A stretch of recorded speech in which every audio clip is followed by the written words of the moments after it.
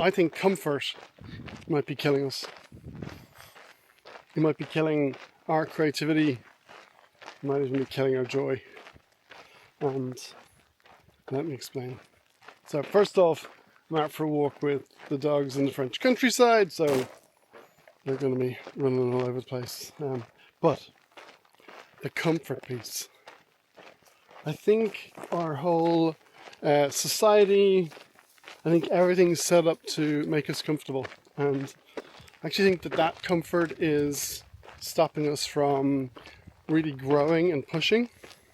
I saw Simon Squibb say something, and he was asked, what would you say to your younger self? And he said that pain is part of growth.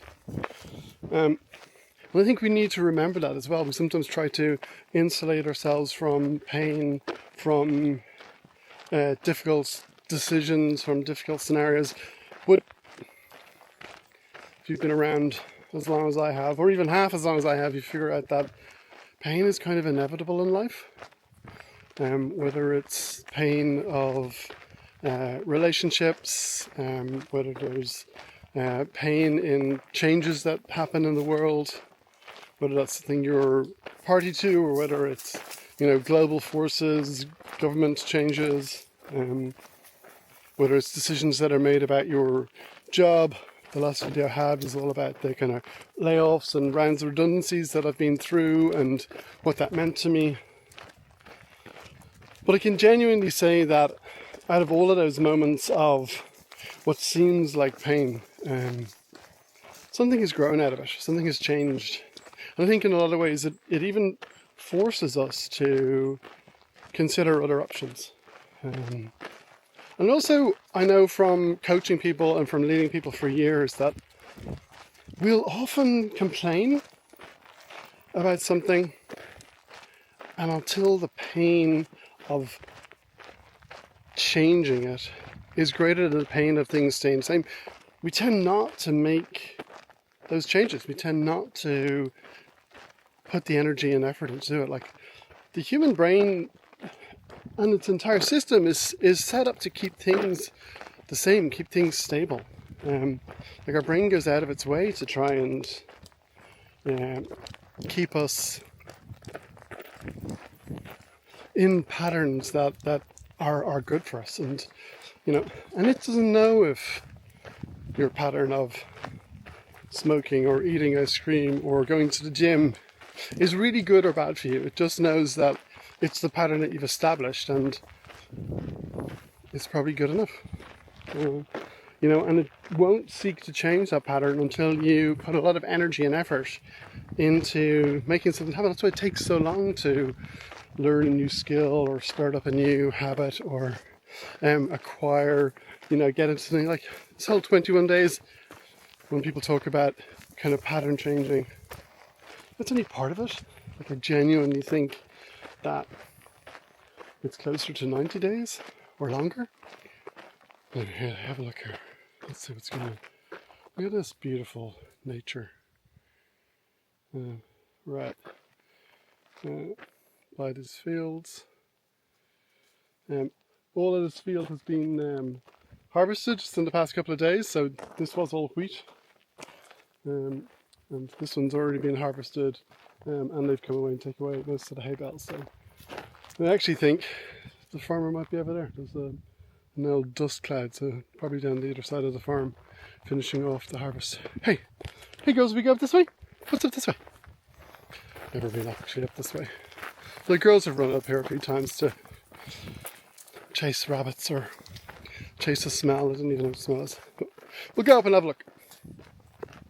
And that's even something similar. Like, I'm going up a new path that I've never been up before as part of exploring. And like, one of the mechanisms our brain uses to learn is that idea of, oh wow, of surprise.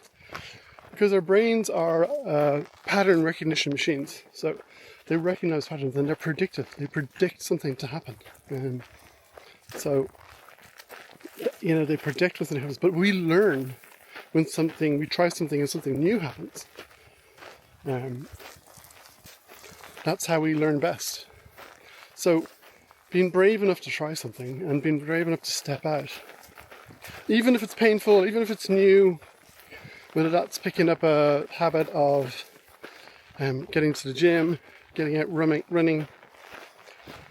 I think it's really hard to give something up.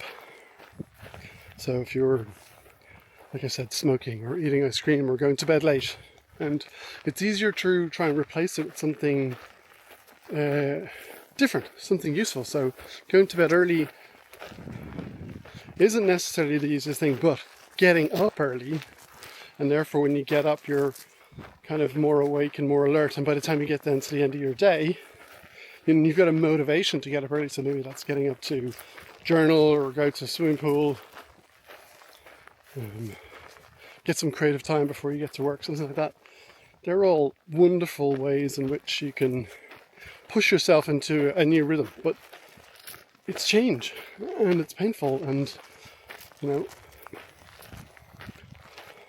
but I really do think that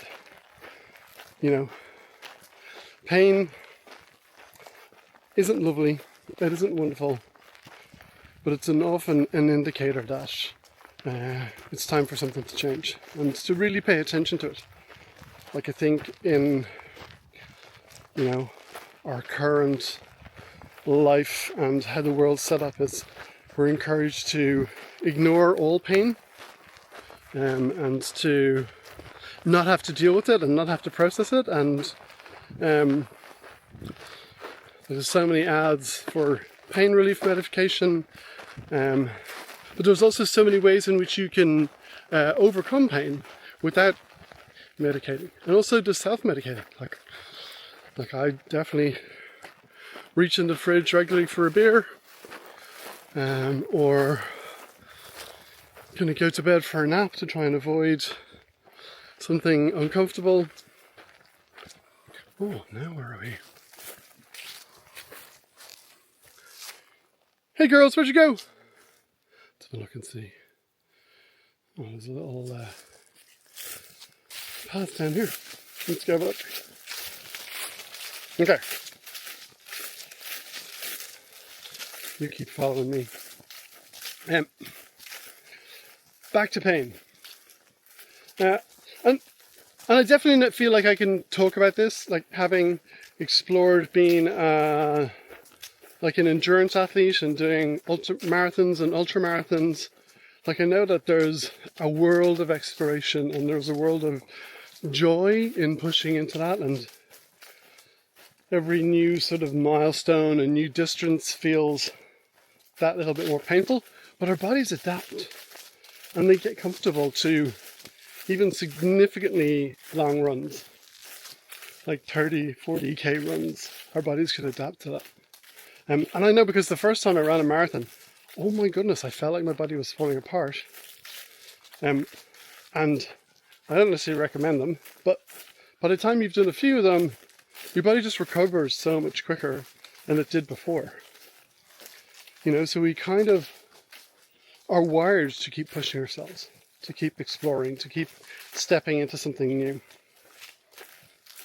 So, wherever you are at with pain, and like, I know we had a loss of a family member recently, and that's a real tragic, awful pain. I hope you're not having to deal with that right now. It does happen, and if you're there, I send you blessings and prayers and love and hugs your way. But whatever juncture you're at, and I'm standing here at a crossroads,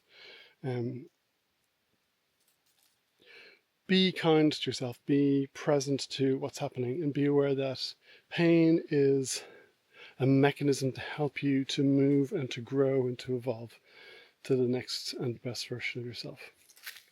I hope you're able to engage that in a way that's going to help you connect with your creativity and find new ways to express yourself. Hey, I think we should go this way. Robin!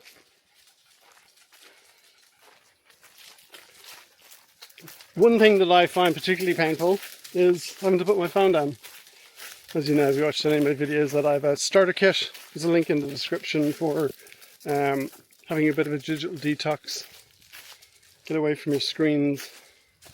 I just think that's one way we can free ourselves up a little bit to step into the best version of ourselves. I do find it's painful when I get to the end of an hour of mindlessly scrolling and realizing, oh, I could have done something worthwhile. Anyway, hope you're well. YouTube is going to suggest another video for you right here. But if you're ready to take a break from your screen, go do that. Okay, I'm going to go find out where this trail goes. See ya.